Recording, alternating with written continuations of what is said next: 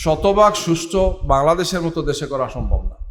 কিন্তু রাজনৈতিক দল, আইনশৃঙ্খলা বাহিনী, নির্বাচন কমিশন, সংশ্লিষ্ট যারা আছেন তাদের কমিটমেন্ট, তাদের সাহস, তাদের দেশের প্রতি, মানুষের প্রতি ভালোবাসা, সম্মান এবং শ্রদ্ধাবোধের জায়গায় যদি আমরা ভূমিকা রাখতে পারি তাহলে এটা সম্ভব কি। আমি মনে করি যে বাংলাদেশ 5 আগস্টের পর এটা নতুন বাংলাদেশ। এখানে চাইলেই 25-30 বছর আগের এই মাসলম্যান দিয়ে আর কালো টাকা দিয়ে করে ফেলবেন কিছু একটা, মনে হয় না এখন সম্ভব। ডাকসু নির্বাচন তার প্রমাণ। সামনের ইলেকশন, সেটার জন্য যে চ্যালেঞ্জগুলো আছে, বিভিন্ন স্টেক হোল্ডার আমরা যারা আছি, চ্যালেঞ্জগুলো আমাদের সামনে আছে। বিষয়টা হচ্ছে এটা সলিউশনটা কিভাবে হবে। ভালো একটা আইন লাগবে, ভালো সরকার লাগবে, ভালো আইন শৃঙ্খলা বাহিনী লাগবে, আমরা ভালো রাজনীতিবিদ হওয়া লাগবে, এই সব কিছুই লাগবে। আর এর চেয়ে বড় কথা হচ্ছে একটা ভালো মন লাগবে। সুন্দর একটা মন না থাকলে, যে আমার চেয়ে আমার দল বড়, দলের চেয়ে দেশ বড়, এটা শুধু মুখে না কার্যত যদি আমি বাস্তবে প্রমাণ করতে না পারি তাহলে এই সমস্ত আইন কানুন কোনো কিছু দিয়ে লাভ হবে না।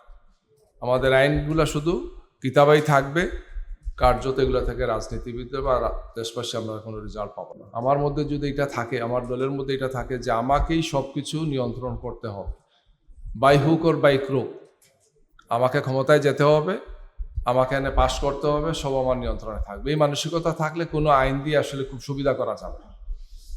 এই জন্যে প্রথমত যেটা হচ্ছে যে সংস্কারের যে প্রস্তাবগুলো আসছে, আমরা সবাই যদি অক্ষমতে পৌঁছতে পারি আমার মনে হয় সেটা ভালো হবে, এবং সেটার জন্য অবশ্যই রাজনীতিবিদদেরকে ছাড় দিতে হবে।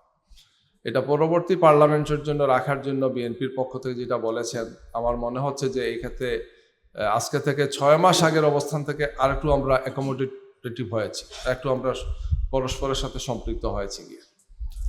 আর এই যে মৌলিক বিষয়গুলো বাস্তবায়নের জন্য যে বিষয়টা, যে প্রসেসটা আসছে, যেটা বললেন আমাদের সুজনের একজন ভাই, তিনি তো এখানে অবশ্যই ছাড় দিতে হবে, এবং সেটার সম্ভবত প্রেসিডেন্সিয়াল প্রক্লেমেশনের একটা স্পেশাল অর্ডার দিয়ে আলোচনা হচ্ছে, আজকের আলোচনা সেটা হচ্ছে।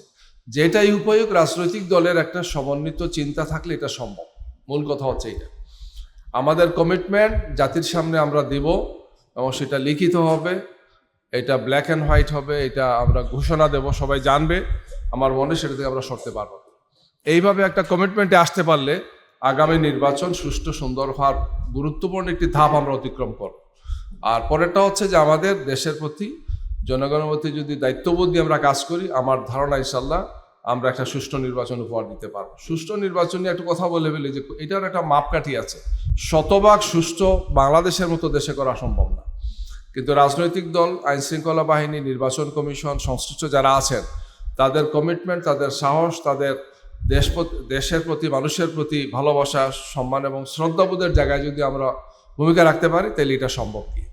আমি মনে করি যে বাংলাদেশ 5 আগস্টের পর এটা নতুন বাংলাদেশ। এখানে চাইলেই 25-30 বছর আগের এই মাসলম্যান দিয়ে আর কালো টাকা দিয়ে করে ফেলবেন কিছু একটা, মনে হয় না এখন সম্ভব। ডাকসু নির্বাচন তার প্রমাণ।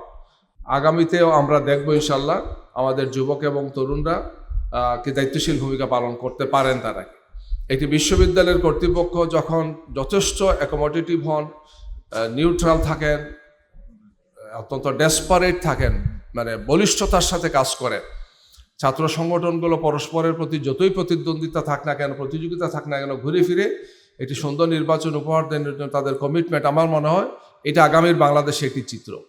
আমরা আগামী নির্বাচনকে সুষ্ঠু সুন্দর করার জন্য রাজনৈতিক নেতৃবৃন্দকে এগিয়ে আসতে হবে।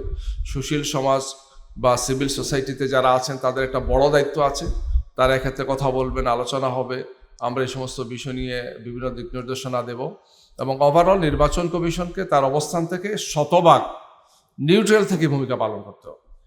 এই সবগুলোর একটি সম্মিলন আমরা দেখতে চাই, এবং আমরা যাতে পরাজিত না, হেরে যেতে না যাই, আমাদেরকে এগিয়ে আসতে হবে। 5 আগস্ট আমাদেরকে বিজয়ী হওয়ার কথা বলে, আমাদেরকে এগিয়ে যাওয়ার কথা বলে। আগামীর বাংলাদেশ সবার বাংলাদেশ হবে। এখানে আমরা প্রতিযোগিতা, প্রতিদ্বন্দ্বিতা তবে নির্বাচনে থাকবে, আমরা কেউ হারবো কেউ জিতবো, কিন্তু বাংলাদেশ আমাদের সবার সামনে থাকবে। আমি সেই প্রত্যাশা ব্যক্ত করছি, এবং আজকের উদ্যোক্তাদেরকে আবার ধন্যবাদ জানাচ্ছি।